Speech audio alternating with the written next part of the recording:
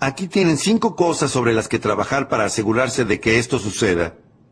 ¿Qué lista de 5 cosas les darían para que trabajen sobre ellas? Es una pregunta interesante.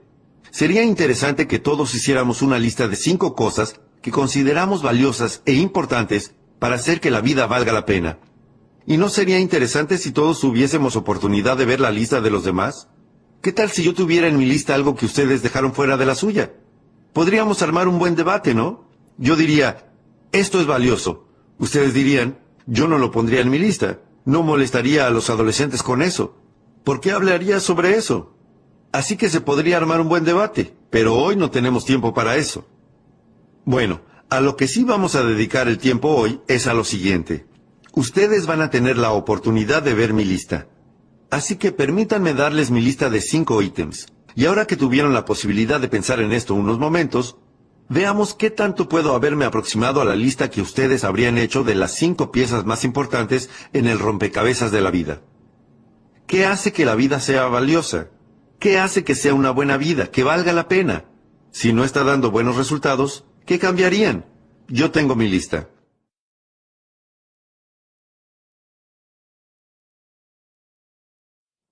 Antes de darles la lista, permítanme que les dé la fórmula de cómo obtuve la lista. Una pequeña fórmula que mi maestro, el señor Schroff, me dio cuando yo tenía 25 años. La usé durante todos estos años. Yo también pertenezco a un pequeño grupo. Hacemos negocios alrededor del mundo. La compartí con los miembros de ese grupo. Todos la usamos vayamos donde vayamos. Es una fórmula simple y pequeña, pero creo que les va a parecer muy valiosa. Aquí está. Generalmente hay cerca de media docena de cosas que hacen el 80% de la diferencia. Generalmente hay cerca de media docena de cosas que hacen el 80% de la diferencia. Gran fórmula. Ahora, no es exactamente media docena. No es exactamente el 80%, pero ya entienden el concepto. Esta es otra manera de decirlo. Sigan buscando la pequeña cantidad de cosas que hacen la mayor parte de la diferencia. Para mantenerse saludables, no tienen que hacer 1000 cosas, ni 1000 cosas todos los días. Les hablo de media docena de prácticas de buena salud, y ustedes se ocuparán de la mayoría de sus desafíos relacionados con la salud, ¿sí? Si van a instalar una oficina, no hay una lista de 500 cosas que se necesitan verificar todos los días. Les digo que hay alrededor de media docena, una pequeña cantidad de cosas, que se ocupan de casi todo. Bueno, aquí está el desafío. Una vez que hayan encontrado esa pequeña cantidad de cosas que se ocupan de la mayor parte del desafío, dediquen la mayor parte de su tiempo a esa pequeña cantidad de cosas. A eso lo llamamos simplemente gestión del tiempo. Del fin de semana de 2 días sobre el liderazgo, uno de mis temas más importantes es la gestión del tiempo. Así es como yo lo llamo. ¿Cuál es el secreto mejor guardado de los ricos? La gestión del tiempo. ¡Qué increíble descubrimiento cuando me di cuenta de que las personas adineradas tienen más o menos 24 horas por día! ¿Y las personas pobres cuántas tienen? 24 horas por día. Díganme si ustedes no se hubieran vuelto locos hasta encontrar cuál era la diferencia. ¿Cómo poder dormir de noche hasta encontrar la diferencia? Ambos tienen la misma cantidad de tiempo, pero una increíble diferencia en sus ingresos. ¿Qué es lo que hace la diferencia? El mismo tiempo, pero un ingreso totalmente diferente. Se llama gestión del tiempo, y aquí la tenemos en forma resumida. Busquen esas pequeñas cosas que hacen la gran diferencia. Luego, dediquen la mayor parte de su tiempo a trabajar sobre esas cosas. Esto es lo que aprendemos en nuestro programa de liderazgo. Ese es el motivo por el que a muchos no les va bien. Se concentran en cosas poco importantes. Pierden demasiado tiempo en cosas que no tienen importancia. ¿Y qué más? Dedican un tiempo demasiado breve a las cosas que sí podrían tener importancia. Tienen mezcladas las proporciones. Entonces, ¿qué les enseñamos a nuestros hijos? No pierdas la mayor parte de tu tiempo en cosas sin importancia, en cosas insignificantes, y no gastes la mayor parte de tu dinero en cosas sin importancia, en cosas insignificantes. Es fácil que se mezclen las proporciones y sufrir las consecuencias. En los últimos 10 años, un tipo compró 2 toneladas de donas y 2 libros, y se pregunta por qué su vida está devastada. En un instante podemos adivinar la respuesta, ¿no es cierto? Gastó demasiado dinero ¿en qué? En donas. Bueno, comprar donas y comprar libros está bien, pero este tipo gastó demasiado dinero en donas y no suficiente dinero ¿en qué? Libros. Se los aseguro, esa es la diferencia. El secreto mejor guardado de los ricos. No gasten demasiado dinero en cosas que no son importantes. No gasten demasiado dinero en cosas que no son importantes y no dediquen muy poco tiempo a las cosas que sí son importantes. Eso se llama desafío de la gestión del tiempo. Entonces, unas pocas cosas. La media docena se ocupa de la mayor parte. Buena fórmula para poner en práctica. Así es como llamamos a esta media docena de cosas lo básico. Lo básico, lo fundamental. Si van a empezar a jugar al básquet, muy bien, van a llegar a ser profesionales algún día. Entonces, tienen que dominar lo fundamental, no 1000 cosas, sino unas pocas cosas en las que puedan ser buenos. Después, le agregarán su propio estilo y su propia personalidad. Pero si quieren hacer algo perfectamente bien, y que se les pague bien por eso, tienen que dominar lo fundamental y dominar lo básico. Bueno, esto es lo apasionante de los principios fundamentales de la vida. Anótenlo. Los principios fundamentales de la vida. Esto es lo apasionante de los principios fundamentales de la vida. Número 1, que son pocos. No son 1000. Solo hay unos pocos principios fundamentales de vida. Y para vivir bien, para tener éxito, solo algunos principios fundamentales. También hay otra cosa apasionante. Una vez que los aprendes, los aprendes. Una vez que los entiendes, los entiendes. ¿Sí? Y hay también otra cosa apasionante. No hay otros nuevos. Así que no tienen que preocuparse por sorprenderse, porque ¿qué son los principios fundamentales? Conocidos. 6500 años de historia escrita nos dan los principios fundamentales de la vida. Y esos principios fundamentales son antiguos. Tienen que tener cuidado si alguien viene con una nueva verdad. Digan, no, la verdad no es nueva. ¿Cómo es la verdad? Antigua.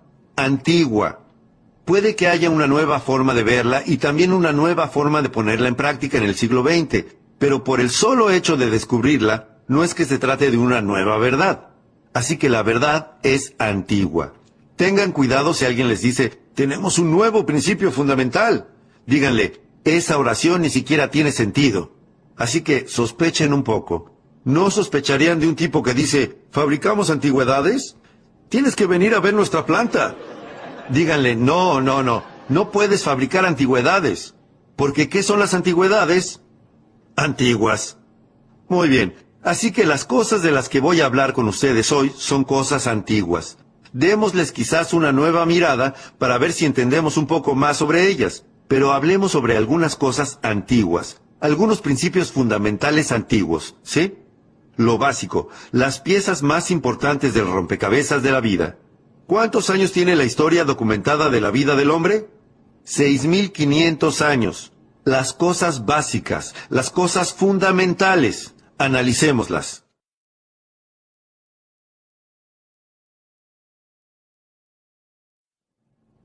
La siguiente es la número 1. De hecho, es posible que todos estemos de acuerdo en la primera de las 5 piezas más importantes en el rompecabezas de la vida. La número 1 es la filosofía.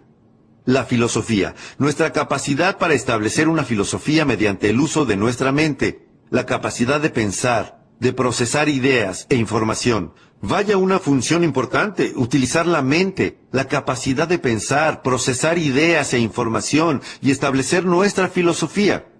Nuestra filosofía que dicta nuestros sueños de futuro, objetivos y propósitos y metas, y un plan razonable para alcanzarlos en un marco de tiempo razonable. Esa es nuestra filosofía, y esto es lo que establece nuestra filosofía. Y esto es único. Solamente los seres humanos pueden hacerlo. Solamente los seres humanos pueden establecer una filosofía, reorganizar su vida en el momento en que lo deseen. Las demás formas de vida no pueden hacerlo. Solo los seres humanos. Un ganso puede volar en una sola dirección en invierno. ¿En cuál? Sur. ¿Cómo es posible que el ganso vaya hacia el sur en invierno? Porque es un ganso. No puede ir hacia el norte, no puede ir en otra dirección. ¿Y qué lo impulsa? Su instinto y su código genético. Pero podemos ver que eso no se aplica a los seres humanos.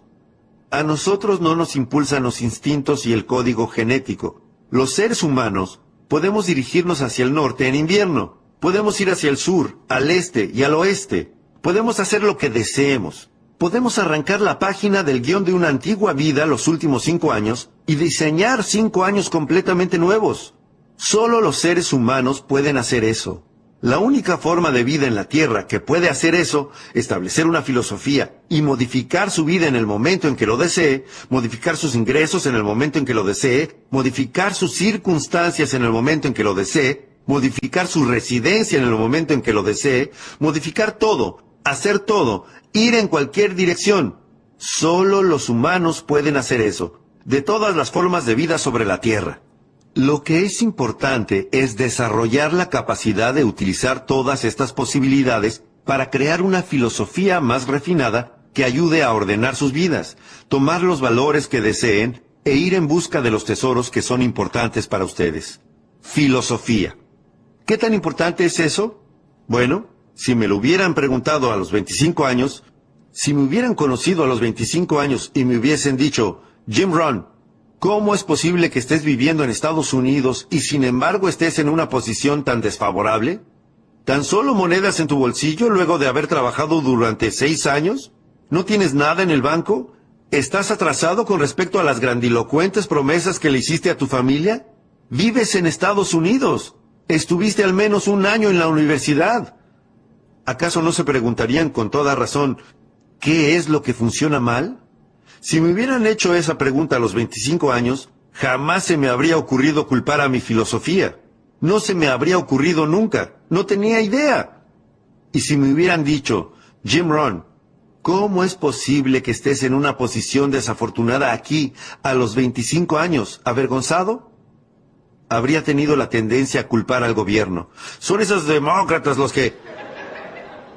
Me resultaba más fácil hacer eso que culpar a mi filosofía. Solía culpar a los impuestos. Solía decir, los impuestos son demasiado... ¿Qué? Altos. Adivinen cuál era la tasa impositiva más alta cuando comencé a pagar impuestos. El 91%. La tasa impositiva federal más alta. Ahora, ¿cuál es la tasa impositiva federal más alta? Aproximadamente del 33%. ¿Pero qué es lo que sigue diciendo la gente? Los impuestos son demasiado... Ese perro viejo ya no caza, decimos en Mississippi. ¿Cómo pueden usar esa excusa si la tasa impositiva pasó del 91% al 33%? Los impuestos no pueden ser el motivo de que uno se encuentre en una posición desafortunada. Pero yo solía culpar a las tasas de interés. Solía culpar a los precios. Solía decir, las cosas cuestan demasiado. Deben estar familiarizados con esta antigua lista.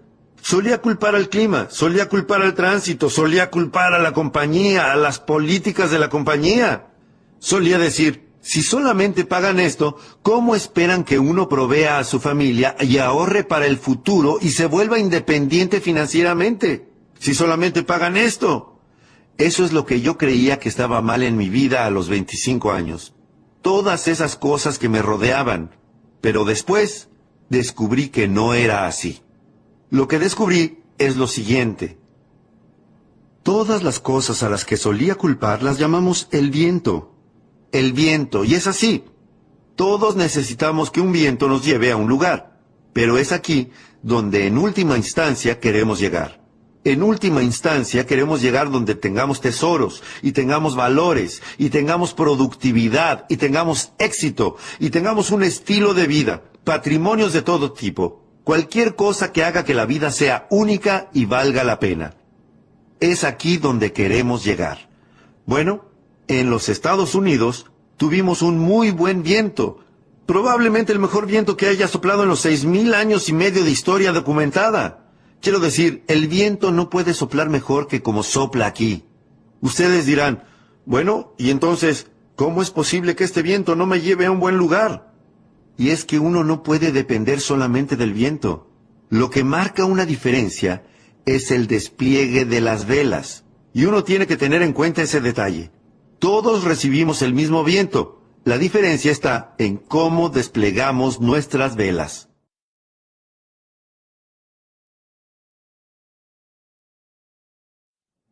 Lo que deseo compartir con ustedes el día de hoy es el despliegue de esta nueva vela.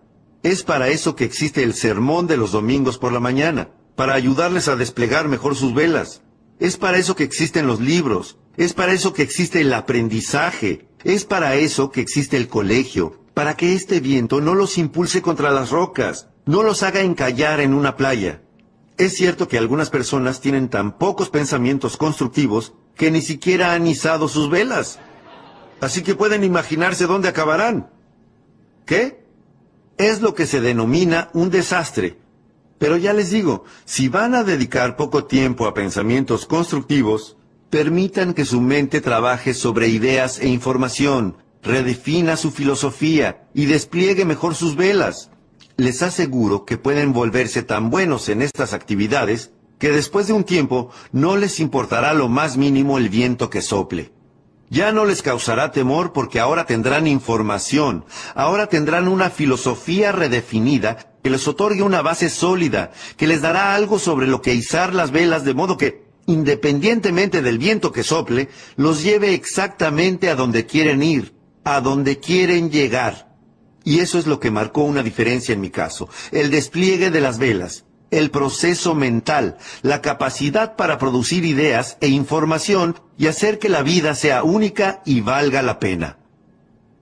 Bueno, ¿qué es la filosofía? Llevo 18, 19 años enseñando a los jóvenes cómo ser ricos para cuando cumplan 40 años. De hecho, estoy preparando un nuevo libro, el cuarto. Posiblemente esté listo a comienzos del año próximo. Y creo que su título será, por supuesto que los chicos deben pagar impuestos. Va a ser un libro interesante. Les va a gustar, ¿cierto? En California los chicos pagan impuestos, así que el gran debate aquí es, ¿deberían? Es una buena pregunta. ¿Deberían? Si un chico de 8 años entra a un 7-Eleven y compra algo que cuesta $1, ¿qué le pide el propietario al chico? 7 centavos más. El chico dice, ¿para qué son los 7 centavos? El propietario responde, son los impuestos. Y el chico dice, pero solo tengo 8 años. El propietario contesta, felicitaciones, eres mi contribuyente más joven. Dame el dinero. Así que en California los chicos pagan impuestos. La cuestión del debate es si deberían hacerlo. Y mi libro responde que, por supuesto que los chicos deben pagar impuestos. Si uno quiere conducir su bicicleta por la acera y no por el barro, tiene que pagar 7 centavos. De modo que todos tienen que pagar. Esa es la instancia definitiva. Todos tienen que pagar. Para mantener la tiranía allí, lejos, y no aquí, hay que pagar. Los portaaviones son caros. ¿Cuánto creen que cuestan? No podemos reciclar misiles usados. Son cosas caras, así que todos tienen que pagar, incluidos los chicos. De modo que el debate es si los chicos deben pagar impuestos, y mi libro responde que sí. Por supuesto, los chicos deben pagar impuestos. Y ahora estuve enseñándoles a los jóvenes cómo ser ricos para los 40 años. Si comienzan cuando son adolescentes, es fácil, ricos para los 40. Para los 35 si son extremadamente inteligentes. Y la mayoría de los jóvenes piensan que son extremadamente inteligentes, porque apuntan a los 35, o mucho antes si encuentran una oportunidad única. Yo ya era millonario para cuando cumplí los 31, así que no tienen que esperar a los 35 si encuentran una oportunidad única. Pero bueno, cuando hablo con los jóvenes sobre cómo ser rico y poderoso, sofisticado y saludable e influyente, una vez que están convencidos me dicen, bueno, señor Ron, estoy preparado. ¿Cómo puedo lograr eso? Lo que les digo es lo siguiente. El punto de partida es su filosofía. ¿Y qué es lo que me preguntan? ¿Qué es la filosofía? Es decir, ustedes ya lo saben, es una palabra muy importante, ¿cierto? Para algunos jóvenes. Así que permítanme que les dé mi definición de filosofía, la misma que les doy a mis amigos adolescentes. Imagino que si puedo simplificarla para que ellos puedan entenderla, más fácil será que yo pueda entenderla más fácilmente. Nuestra filosofía es lo siguiente. Número 1. Es el conjunto de todo lo que conocemos. Simplemente sumen todo lo que saben. Eso es lo que los ayuda a construir su filosofía. Y luego está el número 2. No se trata solamente de lo que conocen. Es también lo que deciden que es valioso porque no pueden hacer todo lo que conocen posible. Si uno conoce 1000 cosas, no puede hacer 1000. Así que, ¿qué es lo que hay que hacer? Hay que reunir las 1000 ideas, luego revisarlas y ¿hacer qué? Decidir cuáles son valiosas. Si no es algo valioso, hey, No desperdicien su dinero. Si no es algo valioso, ¡hey! No desperdicien su tiempo. Pero si se trata de algo valioso, inviertan su dinero. Si se trata de algo valioso, ¿qué hacen? Dediquen su tiempo y esfuerzo, si es algo valioso.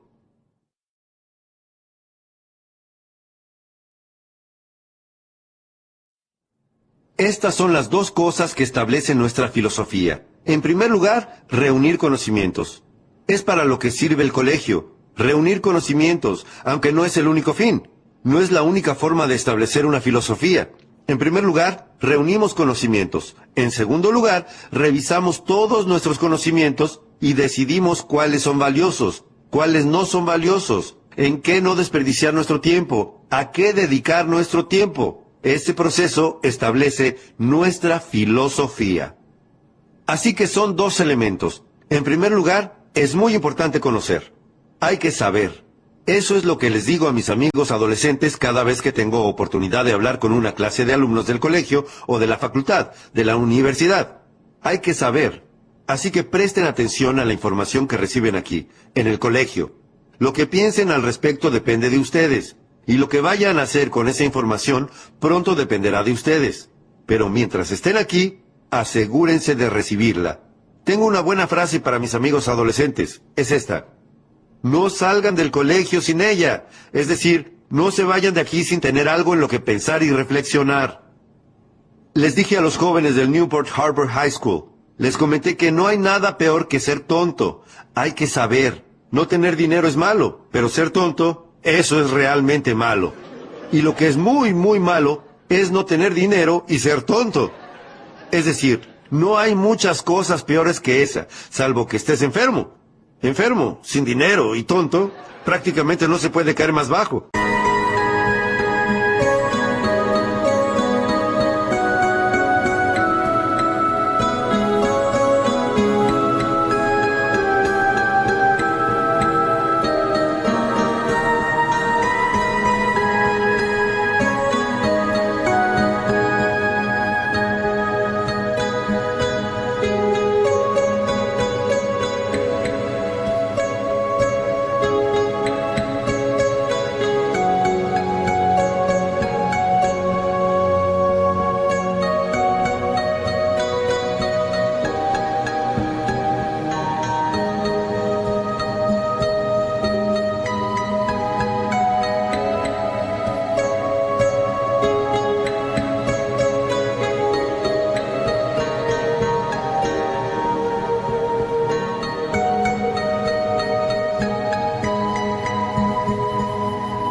Bueno, probablemente haya un escalón más. Feo. Pero bueno, eso es todo, ¿no? Feo, enfermo, sin dinero y tonto. La peor perspectiva en la vida. Así que hay que saber, hay que tener información. Y como eso es cierto, corrijamos un par de clichés. Son estos. Corrijámoslos. Este es un público inteligente. Corrijamos un par de antiguos clichés. El primero. Lo que uno no sabe, lo lastimará. Simplemente realicen esa inteligente corrección. Lo que uno no sabe, lastimará su cuenta bancaria. Si uno no sabe algo, lo que no sabe, lastimará su salud. Lo que uno no sabe, lastimará su futuro. Lo dejará con una billetera vacía y un corazón vacío. Lo que uno no sabe.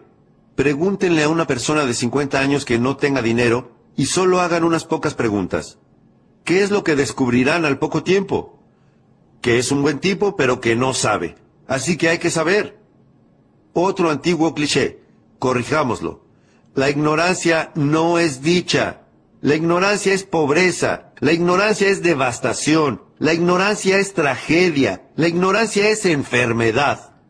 Todo se desprende de la ignorancia. Así que hay que saber. Hay que tener información.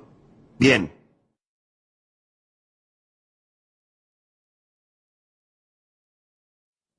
¿Y dónde conseguimos las ideas e información que pueden ayudarnos a transformar nuestras vidas? Analicemos la información. Este es el primer lugar. EP. Experiencias personales. Esa es una manera de pescar ideas, a partir de las propias experiencias personales. ¿Cuál es una manera de hacerlo bien? Hacerlo mal. La clave es no dejar que consuma mucho tiempo. Si uno estuvo haciendo las cosas mal durante 10 años, Le sugerimos que ya es suficiente. No recomendamos otros 10 años solo para demostrar que se tiene razón. No. Si uno está sin dinero al cabo de 10 años, ¿no podemos evaluar eso? Y sí. Me reuní con el señor Schoff. Había estado trabajando hacía 6 años, y él dijo, «Señor Ron, ha estado trabajando durante 6 años. ¿Cómo le está yendo?» Le respondí, «No muy bien». Me dijo, «Le sugiero que ya no siga así». ¿Va a seguir así otros 6 años? ¿No le gustaría que los próximos 6 años fueran completamente diferentes a los últimos 6? Y le contesté, «Sí, señor». Me dijo, «En primer lugar, vamos a descubrir qué hizo mal. Vamos a modificar eso para que los próximos 6 años sean completamente diferentes a los últimos 6. Y el motivo por el cual los seres humanos pueden lograr eso es que son seres humanos. No son gansos, ni arañas, ni cocodrilos. Los seres humanos pueden hacer a un lado los últimos 6 años y crear 6 años nuevos y distintos en cualquier momento que lo deseen. Yo lo hice. Si yo lo hice, un chico granjero de Idaho, criado en medio del anonimato, cualquiera en esta sala puede hacerlo. Así pues, número 1, aprender de sus propias experiencias. En segundo lugar, EOP. Anoten eso. Las experiencias de otras personas. Es la razón por la que estoy aquí. Soy una de esas otras personas. Si yo llego y comparto mi experiencia con ustedes, no hay manera de saber de qué podría estar salvándolos. Tienen que escuchar a las otras personas. Los puede salvar de la bancarrota. Escuchar a alguien los puede salvar del divorcio. Escuchar a alguien los puede salvar de perder una amistad. ¿Sí? Escuchar a alguien los puede salvar de una tragedia. Los puede salvar de caer del cielo. Los puede salvar de un desastre cardiovascular. Los puede salvar a ustedes. Así que las demás personas pueden ser valiosas. Y las otras personas se dividen en 2 categorías. Son estas. Número 1, las que fracasaron. Hay que escuchar a los que fracasaron. Es una pena que los que fracasaron no den seminarios. Yo les digo que sería algo valioso. Llega un hombre que cometió errores en su vida durante 40 años y ustedes tienen que decir, «John, ¿pasarías un día conmigo? Traeré mi diario, tomaré buenos apuntes. Cuéntame cómo un hombre apuesto como tú, que tiene una hermosa familia y todo tipo de razón para que las cosas le salgan bien, puede echar todo a perder. Cuéntame cómo lo arruinaste. Yo tomaré apuntes». Así que aquí hay una pista. Aprendan de lo negativo al igual que de lo positivo. Aprendan del fracaso al igual que del éxito. Ese es el motivo de que la Biblia sea tan buen libro. Soy un amateur, pero les digo que es un buen libro. Tiene una lista de historias de ambos lados del mostrador, historias humanas. Una lista de historias humanas que figuran en la Biblia se llama ejemplos. Hagan lo que hizo esa gente y vean cómo resultó. ¿Y sobre qué es la otra lista? Advertencias. Advertencias. No hagan lo mismo que estos bobos. Sería un desastre. ¡Qué buen libro! Con 2 grupos de historias sobre el lado positivo y el negativo. Así que aprendan del fracaso al igual que del éxito. En nuestro ciclo sobre liderazgo, enseñamos a descubrir lo que los pobres leen y lo que no leen. ¡Caramba! Esto es fácil de aprender. Descubrir cómo hablan. ¿Y qué? Cómo no hablan. Descubrir el lenguaje que usan y el que no usan. Descubrir a qué le echan la culpa y conseguir una lista diferente. Se los repito, aprender del fracaso, aprender de la tragedia. Ahora pasemos a la otra cara de la moneda. Aprender del éxito, de las personas que pusieron en marcha algo de valor, de lo que ustedes pueden aprender, independientemente de cuál sea el valor. Una madre que se relaciona mágicamente con sus hijos. ¿No querrían saber sobre eso? Por supuesto, dirían, «Mary, ¿te reunirías conmigo mañana por la mañana para desayunar en un muy lindo café? No vas a creer el servicio que tienen. Yo pagaré la cuenta». Ella dirá, «Bueno, se reunirá con ustedes mañana por la mañana para desayunar». Dirán, «Mary, tengo que saberlo. ¿Dónde aprendiste a relacionarte mágicamente con tus hijos?» Ella responderá, «Bueno, para serte honesta, hasta hace 3 años mis hijos estaban fuera de control. Y entonces leí este libro. Asistí a esta clase y me dieron un programa de 3 pasos, y lo estuve usando los últimos 3 años, y así es como me relaciono mágicamente con mis hijos». ¿Sería un desayuno valioso? ¿Pagarían la cuenta? Por supuesto, podría salvarlos de mucho sufrimiento y colocarlos en el camino hacia la riqueza y el poder y el éxito. Y de eso se trata recibir información de otras personas.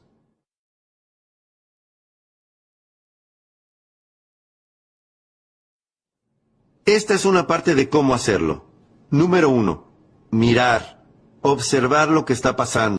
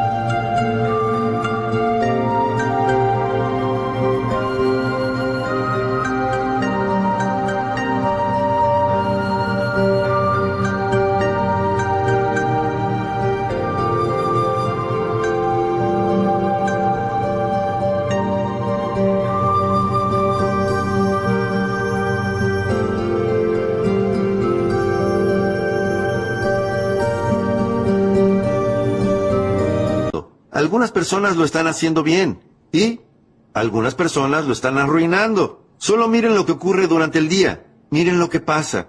Hay una buena frase para tener en mente por el resto de la década de 1990 y para prepararnos para el siglo XXI. Presten atención. No se permitan simplemente dejar pasar el día. En liderazgo, analizamos el hecho de que la mayoría de las personas simplemente intentan llegar al final del día. Lo que las personas sensatas hacen es esto. Aprenden del día. Aprenden algunas lecciones antes de que el día termine, solamente con mirar lo que ocurre. Número 2. Escuchar. Tienen que convertirse en buenos oyentes. Es un desafío escuchar bien. Les explico por qué. Tantas voces solicitan nuestra atención. ¿Cómo se hace para prestar atención a todas las voces hoy en día? Les digo que es un desafío. Voces en la radio, y voces en televisión, y voces religiosas, y voces de publicidades, y voces de avisos comerciales, voces familiares, voces de la comunidad, voces políticas, voces de todo tipo. ¿Cómo hacemos para atender todo eso y no perder tiempo con voces que no son importantes? Les digo que es un desafío. Pero tienen que hacer como cuando encienden la radio. Le quitan la estática, quitan lo banal, quitan lo que les resulta tonto, encuentran una voz valiosa. Se quedan allí un rato. Sigan sintonizando, encuentren una voz valiosa, quédense allí un rato. Esa es la clave. El domingo a la mañana les pedimos que vengan. ¿Y qué? Que se queden un rato, escuchen una voz valiosa. Les pedimos que vengan al seminario. ¿Y qué? Que se queden un rato. Por eso es que grabamos algunas de estas cosas en cassette, para que puedan quedarse un rato. Cuando tengan las manos ocupadas y la mente libre, transformen sus autos en un aula móvil y simplemente quédense escuchando un rato a alguien que tenga algo valioso para compartir. Esto es lo que tenemos que enseñarles a nuestros hijos en la década de 1990. Padres, esto, la habilidad de la escucha selectiva. No pierdas la mayor parte de tu tiempo en voces que no son importantes. Van a agregar muy poco valor a tu futuro. No pierdas tu tiempo en lo superficial y lo tonto. Mucho de eso pasa en California. Lo superficial y lo tonto. El otro día estaba en Kansas City. No habían escuchado estas afirmaciones ni todas estas cosas que pasan aquí en California. Quiero decir, California en parte es rara, ¿verdad? California. Le dije a la gente de Kansas City, algunas personas en California están frotando cristales para ser exitosos. No lo creerían. Algunos, ¿qué hacen? Duermen bajo pirámides. Quiero decir, California en parte es rara. Afirmaciones, grabaciones de pistas múltiples, subliminales, bombardeos a tu preconsciente, subconsciente, te desprograman, te reprograman, es decir, olas y gaviotas, es decir, cosas raras que no llegaron a Kansas City. Y bueno, ustedes saben, California, increíble. Dije, bueno, algunos californianos se están mudando a Sedona, en Arizona, donde se supone que todos estos campos de fuerza se unen. Y si frotas cristales y duermes bajo una pirámide en Sedona, bueno, cambias tu vida para mejor. Pero bueno, olvídense de eso. Cuando les hablo a los adolescentes en mis conferencias, universidades y colegios secundarios, se ponen muy contentos de saber que no tienen que mudarse a Sedona para ser ricos y poderosos, y experimentados y saludables e influyentes. Así que no hagamos bromas con esas cosas. No les tenemos que enseñar a nuestros adolescentes cómo canalizar energías, cómo encontrar un gurú de 2000 años. No tenemos que hacer eso, se los aseguro. Es demasiado fácil volverse rico. No hay que bromear con cosas tontas, ¿correcto? Parte de eso es, de todas formas, peligroso. Los chicos le tienen miedo, ¿no? Así que no hagamos bromas con esas cosas. Correrán un riesgo con Shirley si bromean demasiado con eso. Bueno, hagan lo que quieran, lo deciden ustedes. Querían mi punto de vista y lo tuvieron. Pero bueno, no tienen que caminar sobre fuego, no. No tienen que hacer algo espectacular. Hay algunos motivos simples, fáciles, básicos por los que las personas como yo, a los 25 años, y en la ruina, no indigentes, sino en la ruina, con monedas en el bolsillo, nada en el banco, muy lejos de las promesas de mi bocota, no les va bien. Se preguntan qué salió mal. Es muy fácil entender qué salió mal y es muy fácil modificarlo. Bromear con todo ese sinsentido fantasmagórico que se escucha hoy en día. Así que dejemos eso de lado. Algunas cosas buenas, básicas, fundamentales y sólidas que los chicos puedan entender. ¿Sí? Los chicos no necesitan tener su parapsicólogo privado para que les digan cómo va a ser su futuro. Esto es demasiado fácil. Hacerse rico es demasiado fácil.